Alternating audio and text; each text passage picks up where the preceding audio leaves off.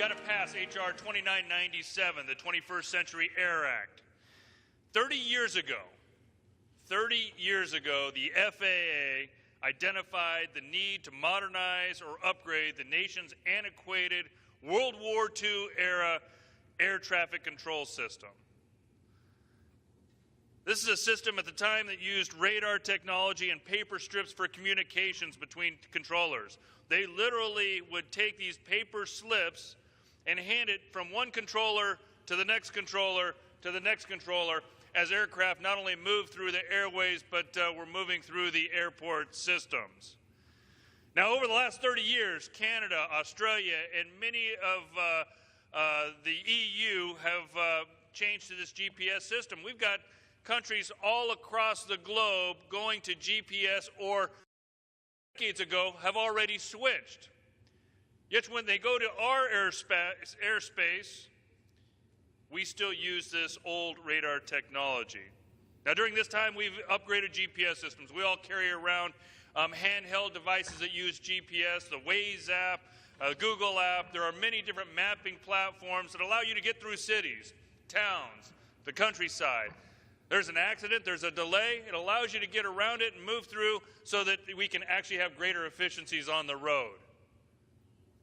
But 30 years have gone by, and today, after spending $7 billion, the FAA still uses these outdated radar technology, moving from beacon to beacon, getting passed along as you travel across the United States. And yes, our air traffic control system still passes these little pieces of paper from one to the next to the next. Oftentimes, if you travel around, you'll go through areas where you're not captured by the radar at all, while other countries continue with this GPS system. This outdated air traffic control system negatively impacts the entire flying public. An outdated ATC means route inefficiencies, which means higher costs with yields more congestion in our skies and sitting on our tarmacs.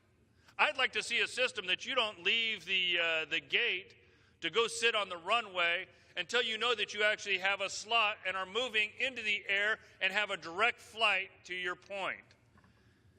But today you'll see many airlines that will sit you out on the tarmac waiting for a slot. More congestion is a direct factor of flight delays and canceled flights. The reforms in this bill would provide more on-time departures and arrivals and less canceled flights. This bill is for the average flyer. Doesn't matter which airline you take, we ought to have an air traffic control system that serves them all with a GPS system that allows you to get from point A to point B without the time delays.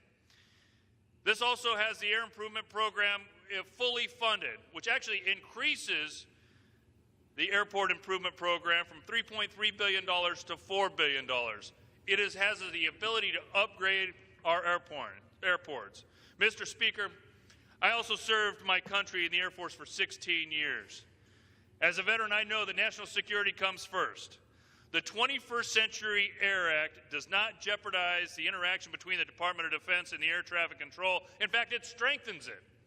The federal government retains exclusive sovereignty and control of the airspace, and the President maintains critical authority to assume control of the airspace during emergencies and times of war. The time to bring up the bill, H.R. 2997, the 21st Century AIR Act, is now. The public has waited way too long. We've been bypassed by other countries. If we could identify it 30 years ago that we had World War II technology, we ought to recognize it today and stop passing these little pieces of paper back and forth through our air traffic control systems.